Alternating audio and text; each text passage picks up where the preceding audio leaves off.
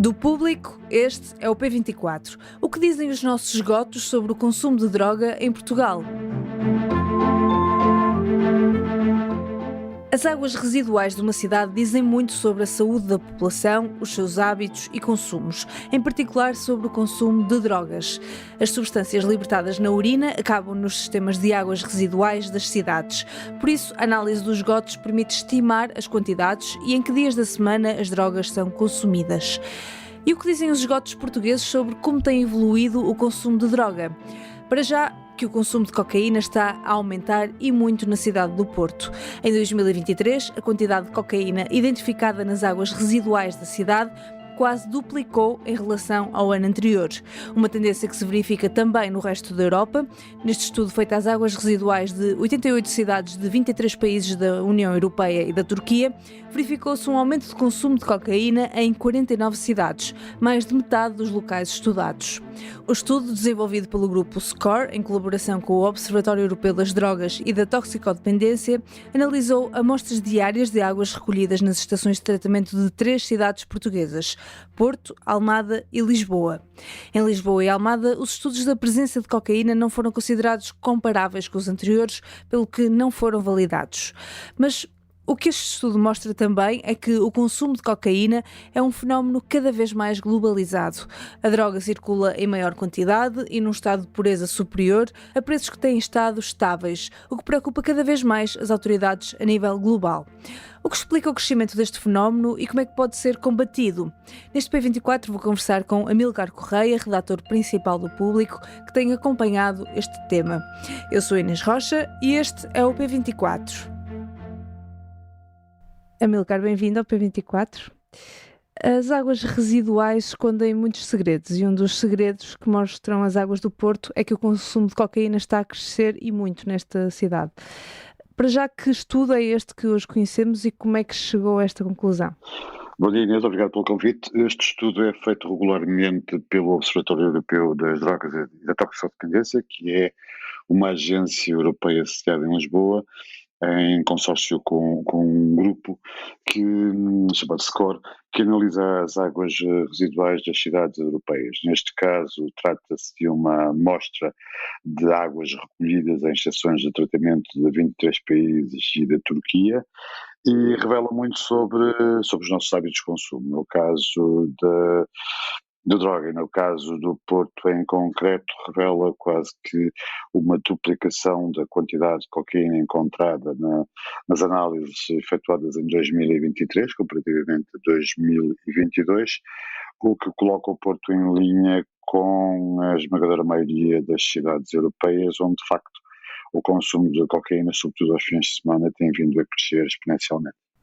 De que forma é que estas águas residuais dizem tanto sobre estes consumos? O que é que os investigadores analisam em concreto?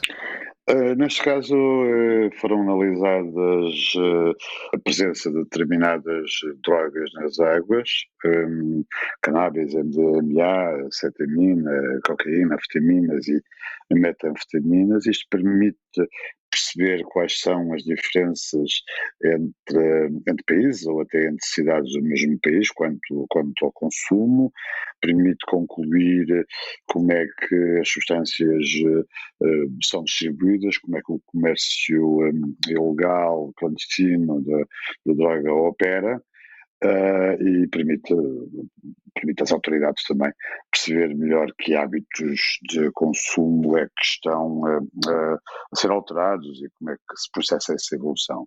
No caso concreto destes dados deste ano, há um esbatimento muito claro das diferenças entre países, que era algo muito mais notório em análises anteriores. Portanto, quase que não há diferença entre norte e sul da Europa, e também há poucas diferenças entre cidades do mesmo país, o que significa que neste caso há um padrão de consumo de cocaína generalizado a nível europeu. Portanto, há uma globalização do consumo da droga, não é? Há uma globalização do consumo de cocaína, que circula em maior quantidade e num estado de pureza superior e a preços que têm estado estáveis, quer na Europa, quer em outras regiões do globo. Este estudo científico às águas residuais de 88 cidades europeias e incorpora também dados sobre a situação no Brasil, Nova Zelândia, Austrália e Estados Unidos, e o que demonstra é que há padrões que são muito semelhantes de consumo entre países de vários continentes. Portanto, podemos concluir, de facto, que estamos perante uma substância global que é consumida de forma padronizada, recreativa e, sobretudo, aos fins de semana, de sexta a segunda-feira. Uhum. Tens escrito também um pouco sobre este assunto, sobre esta tendência generalizada no continente europeu. O que é que explica o cada vez maior consumo de cocaína, em particular na União Europeia? O fornecimento de cocaína sofreu uma grande alteração com a pandemia da Covid-19, numa altura em que os aviões deixaram de andar, deixaram de voar, passaram a ficar em terra. O mercado de cocaína passou sobretudo a ser feito por via marítima, com a entrada em 2 portos, o de Roterdão e o de Antuérpia, o que ajudam também a explicar os níveis mais altos de consumo de cocaína nos Países Baixos e na Bélgica, e é a partir daí que ela se multiplica. Portanto, ela existe neste momento em maior quantidade, existe em maior qualidade, portanto é mais procurada, os preços foram ajustados ao mercado.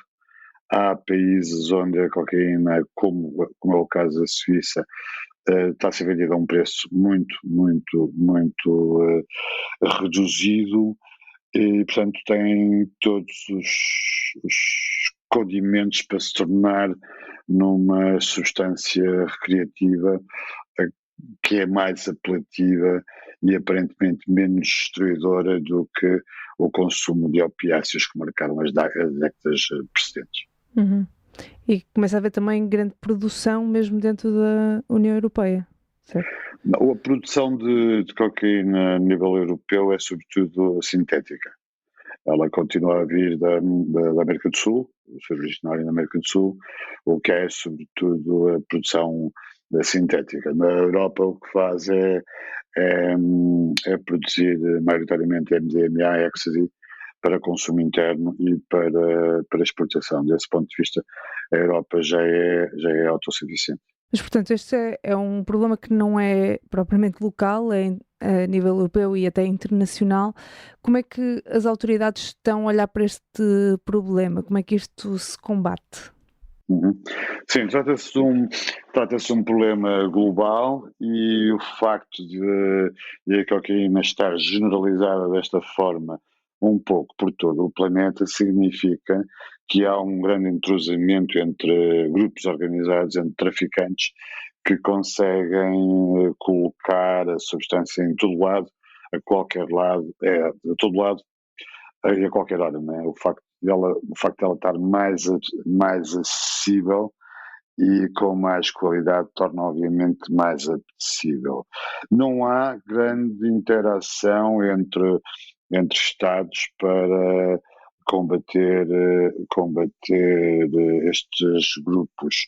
O que tem vindo a acontecer, sobretudo na Europa, é que a Europol está cada vez mais atenta a estas questões e tem vindo a desenvolver, nomeadamente com a Agência Europeia das Drogas, ou o Observatório Europeu das Drogas, uma colaboração para perceberem, quer do ponto de vista científico, de evolução de consumos, etc., quer do ponto de vista criminal, o que é que podem fazer em comum, em conjunto, para poderem desmantelar as atuais redes de tráfico. Essas redes são extremamente poderosas. Dou dois exemplos. Um é o dos Países Baixos, onde uma princesa teve que deixar de frequentar a universidade que frequentava porque as autoridades dos Países Baixos estavam com receio de que a mesma fosse raptada, sequestrada por gangues de traficantes de droga que degladiam-se entre si. E nos Países Baixos a situação chegou ao ponto do próprio Ministro da Justiça ter que viver em domicílio incerto, sob proteção policial, com medo também de poder ser alvo de qualquer atentado. Portanto, estas dinâmicas de tráfico de droga começam também a tornar-se violentas dentro das portas da União Europeia. Sim, tem as lutas entre gangues por este negócio, por luta por este negócio dentro da própria União Europeia, com atentados e com homicídios e com um clima de terror que é inédito no espaço europeu. Certo. Amílcar, muito obrigada. Amílcar Correia, redator principal do Público. Em 2021 foram anunciados 92 milhões de euros para inovar respostas e regularizar lares clandestinos de idosos. Mas 3 anos depois, o número de lares encerrado por falta de licenciamento e condições mantém-se. Saiba tudo na edição do Público desta quarta-feira. O P24 é um podcast do Público, com música original de Ana Marques Maia. Eu sou Inês Rocha. Tenham um bom dia e até amanhã.